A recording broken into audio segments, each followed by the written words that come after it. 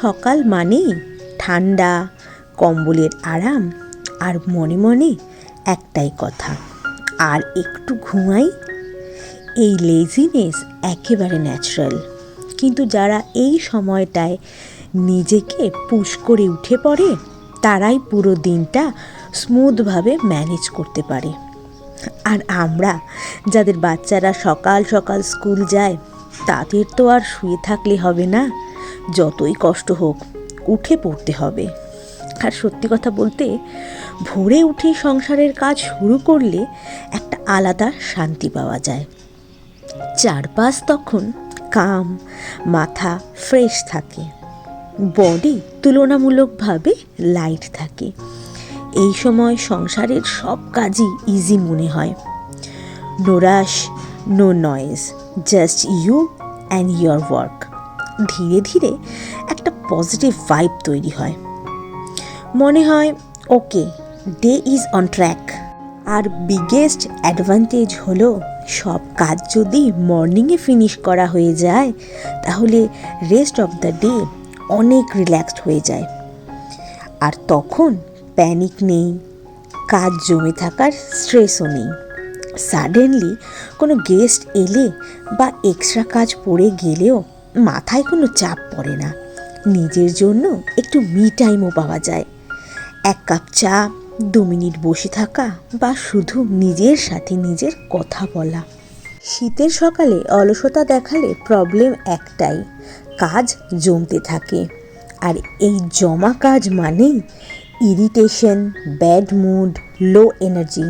কিন্তু চটপট উঠে কাজ শুরু করলে উল্টোটাই হয়, মন ভালো থাকে, নিজের ওপর ভরসা বাড়ে, আর মনে হয় yes, I can manage everything. আমাদের মা ঠাকুমারা একটা কথা মানত, early morning is the most productive time. শীত হোক বা গরম, সকালে ওঠা আর কাজ গুছিয়ে নেওয়ার অভ্যেস সংসারকে যেমন সুন্দর রাখে তেমন মনটাকেও স্ট্রং করে। সব মিলিয়ে বলতে গেলে শীতের সকালে কম্বলের কমফোর্ট ছেড়ে উঠে পড়া শুধু হাউসহোল্ড ওয়ার্কের জন্য নয়, ইটস আ লাইফ আপগ্রেড। একটু এফোর্ট দিয়ে শুরু করলে পুরো দিনটা light, peaceful are well managed হয়ে যায়। গুড মর্নিং, কেমন আছো তোমরা সবাই? আশা করি খুব ভালো আছো। প্রথমেই বড়দের আমার প্রণাম, ছোটদের আমার অনেক ভালোবাসা। দেখো, তোমাদের সাথে কথা বলতে বলতে রান্নাঘরের বলো আর সংসারের অর্ধেক কাজ প্রায় হয়ে গেল। রান্নাবান্না আজকে কী হয়েছে তো তোমরা দেখতেই পেলে, তবু আমি বলে দিচ্ছি। সেদিন ছোট ছোট পালং শাক আনা হয়েছিল, সেটাই বলা হলো যে পালং শাকের ঘন্ট করে দাও, মানে ঘন্ট ঠিক নয়, তরকারি সব কিছু মিলিয়ে বড়ি দিয়ে। আর বলেছিলাম যে শিম নিয়ে আসো আর রুই মাছ নিয়ে আসো। ওই শিম আর রুই মাছ, আলু বড়ি দিয়ে পাতলা করে ঝোল, আর কুমড়ো আলু ভাজা, তার সাথে রুটি, এই মোটামুটি হয়েছে। আর এই যে সবজি বাজার যা যা এনেছে সেগুলোকেও মোটামুটি ধুয়ে রাখছি। আর কৌশিক অফিসে বেরোবে, ওর টিফিনটা একটু ঠিক করে দিই, মানে ওর খাবার যেগুলো নিয়ে যাবে, যে পালং শাকের তরকারি বললো নিয়ে যাবে, আর রুই মাছের ঝোল, এই দুটোই বললো নিয়ে যাবে। আর এরপরে আমি একটা রান্না করব, সেটা বললো রাতে এসে খাবো। আর বেগুন পোড়াও দিতে বললো রাতে। তো বেগুনটা তো রয়েছে, কিন্তু ওইটুকু বেগুনে সবার হবে না, দেখি দুটো পারলে দুটো দেবো, না হলে পরে। আর আমার না সেরকম বেগুন পোড়া খেতে খুব একটা ভালো লাগে না, আমার না জিভ চুলকোয়, কেন কি জানি না। কিন্তু বেগুন ভাজা খেতে ভালোবাসি আমি, পোড়া ভালো লাগে, খারাপ লাগে না বলবো না, কিন্তু ওই যে ওই ব্যাপার যে আমার জিভটা কেমন চুলকোয়, ওই জন্য ওই ঋষি আর কৌশিকেরা দুজন মিলেই খায় বেগুন পোড়া। রান্নাবান্না তো করে চলে গেছে, কাজকর্ম মোটামুটি আমার সব কমপ্লিট। এখন একটা রান্না করব, সেটা হচ্ছে মধুমিতার থেকে সেদিন শিখেছিলাম, মানে ওর বাড়িতেই খেয়েছিলাম আমি, আর খুব ভালো হয়েছিল। ওইটাই এখন রান্না করব, গুছিয়ে মোটামুটি নিয়েছি, এখন করব। দেখি কতটা তোমাদের সাথে শেয়ার করতে পারবো। না, আজকে আর শেয়ার করবো না, এমনি জাস্ট দেখাবো, কিন্তু রেসিপি শেয়ার করবো না, কারণ আমি প্রথমবার করছি। যদি ভালো হয় তো শেয়ার করবো, আর যদি ভালো না হয় তাহলে শেয়ার করবো না, ঠিক আছে? কারণ মধুমিতা সেদিন দারুণ করেছিল, খুব ভালো লেগেছিল খেতে, তার জন্য থেকে শিখে এসেছি। তারপরে তাই আজকে ভাবলাম যে না, আজকে করি ওটা। রাতে দেখি লুচি যদি পারি লুচি করবো, আর নামলে পরে দেখা যাক কি হয়। বেগুন আছে, রাতে বেগুন পোড়া দেবো ভাবছি, আর যা যা তরকারি সেটা থাকলোই। আর দেখা যাক কি হয়, সেরকম হলে রুটিও করে দিতে পারি, বা যদি ভাত খায়, কৌশিক ভাত খেলে ভাত খাবে, আর আমি আর বেশি নাহলে দেখি লুচি বা পরোটা দিয়ে দেখি, যাই হোক কিছু দিয়ে একটা খাওয়া যাবে। তা এখন করে নিই, মোটামুটি সব কাজ কমপ্লিট হয়ে গেছে আমার। কাছাকাছিও সব কমপ্লিট। এখন জাস্ট রান্নাটা করে নিলেই তারপর স্নান করতে চলে যাবো। ফুলকপি আলু দিয়ে তো আমরা ভাজা খাই, ঝোল খাই, মাছের ঝোলে খাই, অনেক কিছুই খাই, কিন্তু এটা সেদিন আমি নতুন দেখলাম, নতুন এটা আমি ইউটিউবে আগে অনেক দেখেছি, কিন্তু মধুর বাড়িতে প্রথম খেলাম। আর মধু ঠিক যেভাবে করেছে সেভাবে করার চেষ্টা করেছি। জানি না টেস্ট কি ওর মতো আনতে পারবো কিনা, তবে তোমাদের সাথে অন্য একদিন শেয়ার করব। ফুলকপির নানা রকম ডিশ আমার খেতে খুব ভালো লাগে, কিন্তু ওই যে কৌশিক আর ঋষি, এদের দুজনের ওই ফুলকপি ভাজা আর না হলে ফুলকপি আলু দিয়ে চচ্চড়ি, যেটা রুটি খাওয়ার চচ্চড়ি হয়, এটা ওদের দুজনের খুব ভালো লাগে। কিন্তু আমার একটু অন্যরকম ট্রাই করতে খুবই ভালো লাগে, যেমন ফুলকপির রোস্ট, আরও সমস্ত যা কিছু আছে ফুলকপির নানা রকম আইটেম। জানি ফুলকপি খাওয়া আমার জন্য ভালো নয়, কারণ থাইরয়েড আছে, থাইরয়েড বাড়বে, কিন্তু আমার তাতে কোনো যায় আসে না, কারণ 2 মাস এই ফুলকপি পাবো, একটু মন মিটিয়ে খাবো আমি, তারপরে থাইরয়েড কন্ট্রোল করে নেবো, অসুবিধা নেই। জানি কথাগুলো শুনতে একটু হাস্যকর লাগছে, তবে ফুলকপি ছাড়তে পারবো না গো, প্রচণ্ড ভালোবাসি ফুলকপি খেতে।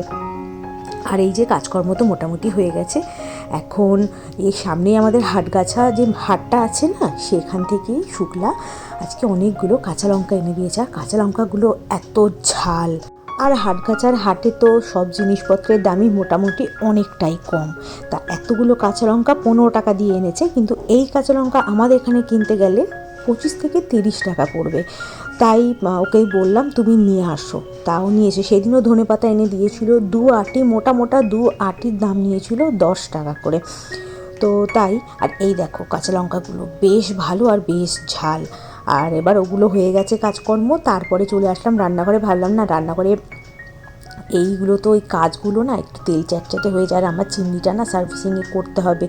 আর এত তেল উঠছে না বলার মতো না, প্রচুর তেল জমে গেছে, একদম জাম হয়ে গেছে চিমনিটা, তা সব এগুলোর মধ্যে যাচ্ছে তেলগুলো। তাই ভাবলাম যে না একটু ভালো করে একটু পুছে নিই ওপরে পরে উঠে করে নেবো আমি। আপাতত হাতের কাছে যেটুকু আছে সেটুকু করে নিই, কারণ দেখো রোজ রোজ করে নিলে না কাজগুলো তাহলে না ওই তেল চ্যাটচ্যাটে ভাব জমে না, ওইগুলো পরিষ্কার হয়ে যায়। তার জন্য এই যে আজকে এগুলোকে করে নিলাম। এরপরে আমাকে ভাত বসাতে হবে, ভাত বসিয়ে দিয়ে আমি স্নানে চলে যাব। এই যে ভাতও বসিয়ে দিলাম, আর ওইদিকে সবজিগুলোকে ওই যে ঝুড়িতে ধুয়ে রেখে দিয়েছি। হস্তশিল্প মেলায় যাব বলেছিলাম না আর একবার, কিন্তু যাওয়ার হলো না গো, এই রবিবারই শেষ হয়ে যাবে। তো এই যে সন্ধেও হয়ে গেছে, সন্ধে পুজো সব কমপ্লিট হয়ে গেছে, তারপরে চা খাওয়া সব কিছু হয়ে গেছে। তাই এখন এই যে ফ্লাস্কে করে একটু গরম জল করে রাখলাম, কারণ গরম জল ছাড়া না এখন চলা যায় না, কারণ ফিল্টারের মধ্যে জলগুলো যে জমে থাকে না, এত ঠান্ডা হয়ে যায় না, দাঁতে দিলে শিরশির করে ওঠে পুরো। আর ঋষিরও একটু কাশি হয়েছে, তার জন্য গরম জল ওকে দিতেই হবে। তাই যে এখন বেগুন পোড়াটাও করে নিই, আর ভাতই খাওয়া হবে আজকে। তা বেগুন পোড়া, ভাত আর ওই ফুলকপির তরকারি আর যা যা আছে। ডিনার হয়ে গেছে, এখন বাজে ওই দেখো 11:20। এত দেরি হয়ে গেল কারণ হচ্ছে কালকে ছুটিও আছে। আর স্ত্রী 2 দেখছিলাম, আমার এত ভালো লাগে না মুভিটা, বলার মতো না, খুব ভালো লাগে। তো এই যে মশারি ফশারি সব টানিয়ে একদম রেডি, জাস্ট এখন ক্রিম মাখবো একটুখানি, সব আছে ভাজ করতে হবে কালকে, সবাই যেগুলো কেটেছি আজকে সেগুলো সব ওখানে রাখা, কালকে সকালে ভাজ করবো, আজকে আর দিচ্ছিল না। শুধু এখন শুতে যাব, তার আগে হচ্ছে ক্রিম মাখতে হবে মুখে, এত ড্রাই স্কিন না বলার মতো না। ক্রিম মাখবো, আর আমি এই ক্রিমটা মাখি, ধরো এই যে এটা এত ভালো বলার মতো না, এত ভালো এটাই মাখি আমি, আর কিছুই মাখি না।